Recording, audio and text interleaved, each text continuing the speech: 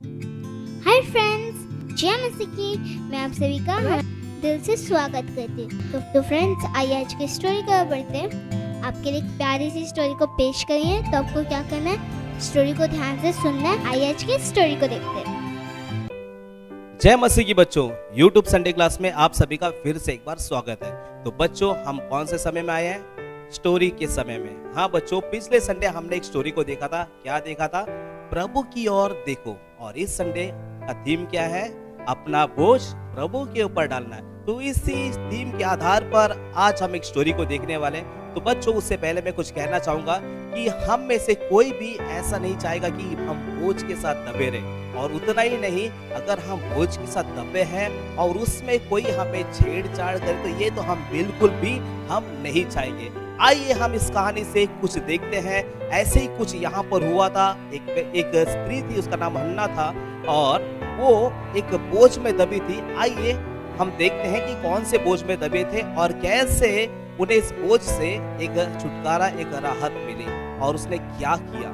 आइए हम देखते हैं बाइबल से एक छोटी सी एक कहानी को। तो बच्चों, बाइबल में एफ्रेम देश में रमा नगर में एलकेना नामक एक व्यक्ति था और उस व्यक्ति के पास दो बीवियां थी, मतलब दो पत्नियां थी, मतलब दो शादी हुए थे। और उसका पहले बीबी का नाम हन्ना थी और दूसरे बीबी का नाम पनीना थी। और अब यहाँ पर ऐसा होता है कि जो उसका दूसरा पत्नी जो पनीना जिसका नाम है, उसको बच्चे होते हैं, मगर हन्ना को कोई बच्चा नहीं होता है। ये पहला उसके जीवन में एक बोझ था, क्योंकि उसके जीवन में कोई संतान नहीं था, मगर उसके सौतेन को क्या था? संतान था। और इस कारण क्या होता था, वो जो उसका सौतन थी उसे क्या करती थी? चिढ़ाती थी बार बार कि तुझे कोई बच्चा नहीं है, तू बांझ है, तुझे कोई बच्चा नहीं है। और बार बार उसे चिढ़ाती रहती थी और इस कारण उसको बहुत ही दुख होता था। और उतना ही नहीं, ये इन लोग क्या करते थे, हर साल ये क्या करते थे, रमा से शीलो में, जहाँ पर परमेश्वर का भवन है, वहां पर परमेश्वर को मेल बलि चढ़ाने के लिए जाते थे, परमेश्वर को भेंट चढ़ाने के लिए जाते थे। यहाँ पर हम देख पाते हैं हन्ना भी जाती थी और उस समय क्या करती थी, पनीना उसे और चिढ़ाती थी, तेरा तो कोई बच्चा नहीं, देख मेरे पास बच्चे हैं और मेरा पति मुझसे बहुत प्रेम करता है, तुझसे प्रेम नहीं करता है, इसलिए तेरे पास कोई बच्चा नहीं है। और उसके जीवन का दुख और बढ़ गया। वो रोती रही, खाना नहीं खाती थी, क्योंकि उसके जीवन में एक बोझ था कि उसका कोई संतान नहीं था, उसका कोई बच्चा नहीं था। अब ऐसा हो रहा है कि वो खाना नहीं खाती थी और उसका पति एलकाना वो क्या करता था, अपनी दूसरी पत्नी जो पनीना थी उसको जो दान दिया करता था उससे दुगना दान उसे देता था, फिर भी उसको चैन नहीं था, फिर भी हन्ना के जीवन में खुशी नहीं था। तब उसका पति एलकाना उससे कहता है, हन्ना, क्या मैं 10 बच्चों से बढ़कर नहीं हूँ? आओ कुछ खा लो। तब अन्ना, ऐसा होता है ना हमारे घर में, जब हम दुखित रहते हैं, अगर कोई हमें आश्वासन दे तो हम क्या करते हैं, उस समय थोड़ा सा हमें क्या होता है, रिलैक्स हो जाते हैं, थोड़ा सा हमें शांति मिलती है, हम खाना पीने शुरू करते हैं। उसी तरह हन्ना ने भी कुछ खाया, फिर भी हन्ना के मन से वो दुख दूर नहीं हुआ, वो बोझ जो है वो दूर नहीं हुआ। अब हन्ना वहां से खाने पीने के बाद क्या करती है, वहां पर शीलो में परमेश्वर का भवन है, परमेश्वर के भवन में जाकर वो रोती है और उसके होठ तो हिलते हैं मगर कोई शब्द नहीं निकलता है। वो रोती है और वहां पे परमेश्वर के भवन में परमेश्वर का एक दास रहता है जिसका नाम एली रहता है।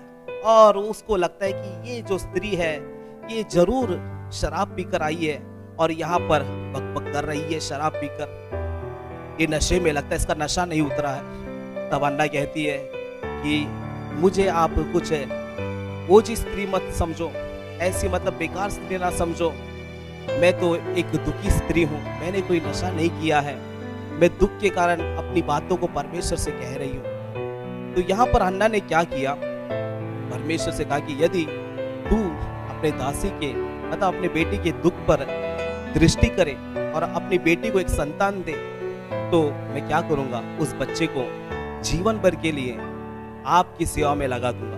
ऐसा परमेश्वर से क्या करती है, मन्नत मांगती है। अब होता ऐसा है कि जब वो परमेश्वर का दास एली जब उससे पूछता तू क्यों रोती है, तू क्यों ऐसा मतलब नशा किया है क्या तूने क्यों यहाँ पर नशा करके आई है? तब वो कहता है कि मैंने कोई नशा नहीं किया, मैं तो दुखी हूँ। अपनी बातों को परमेश्वर की दास के पास जब बताते समय तब प्रभु का दास कहता है कि प्रभु आमीन, तू जो चाहती हो तुझे दे, मतलब तू जो चाह रही है परमेश्वर तुझे दे। जब वो परमेश्वर के पास अपने सारे बोझ को उतार के रखती है तो क्या होता है, आमीन, उसके बाद जो है वो सारे दुखों को परमेश्वर के पास उतार के रख देती है और उसके बाद वो अपने घर में चली जाती है।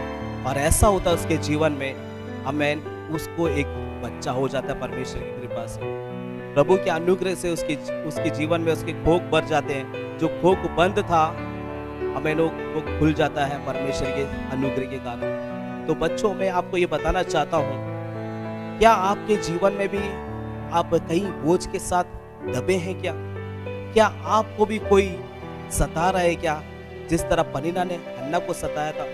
क्या आपको कोई चिढ़ा रहा है क्या? तू किसी काम का नहीं है, तू तो बोझ है। मेरे प्यारे बच्चों, मैं आपसे कहना चाहता हूँ, जिस तरह हन्ना प्रभु के पास आई, परमेश्वर के भवन में प्रभु के चरणों में आई, उसी तरह आप लोग भी आइएगा। आप लोग भी यीशु मसीह के पास आइएगा। प्रभु यीशु मसीह आपके बोझ को अपने ऊपर ले लेता है और आपको अपना सुख देता है, जिस तरह हन्ना को दिया था। तो बच्चों, मैं आशा करता हूँ कि इस कहानी से आपने जान लिया होगा कि हमारे जीवन में अगर बोझ आए तो हमें निराश नहीं होना है ना? हमें क्या करना है? प्रभु के पास आना है, जिस तरह हन्ना प्रभु के पास आई। तो आपको भी क्या करना है? प्रभु यीशु मसीह के पास आना है। देखो, मैं और एक बात बताना चाहता हूँ कि उसके जीवन में बोझ तो था, मगर हर साल वो क्या करते थे? रमा से शीलो जाते थे।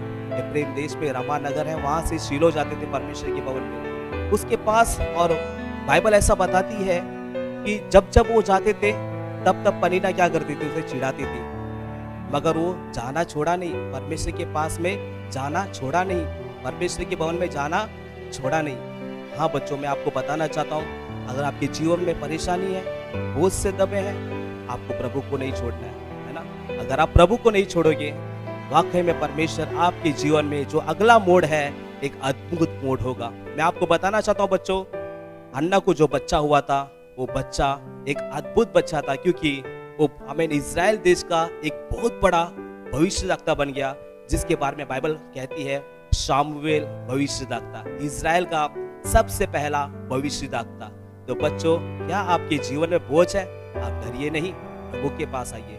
प्रभु आपके जीवन में एक चमत्कार करने वाला है। जिस तरह हन्ना के जीवन में चमत्कार किया, आपके जीवन में भी चमत्कार करने के लिए परमेश्वर सामर्थ्य है। तो आपको क्या करना है? प्रभु यीशु मसीह के पास आना है। क्या कोई चिढ़ा रहा है? आप हारिए ना। कोई आपको दबा रहा है? आप हारिए ना, रुको नहीं, आप आगे बढ़ते रहो। प्रभु को देखकर, प्रभु यीशु मसीह को देखकर आगे बढ़ते रहो। प्रभु आपके जीवन में एक अनोखा और महान कार्य करने वाला है। तो बच्चों, मैं आशा करता हूँ कि आप लोगों को एक कहानी समझ में आया होगा। और उतना ही नहीं, मैं आशा करता हूँ कि हम अगले संडे फिर से एक नए स्टोरी के साथ मिलेंगे।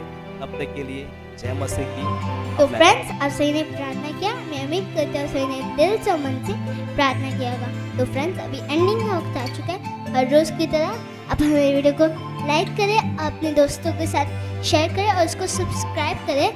और इतना ही नहीं, कमेंट बॉक्स में कमेंट करके बताइएगा कि आपको ये वीडियो कैसे लगा। और तब तक के लिए बाय बाय फ्रेंड्स, जय मसीह की।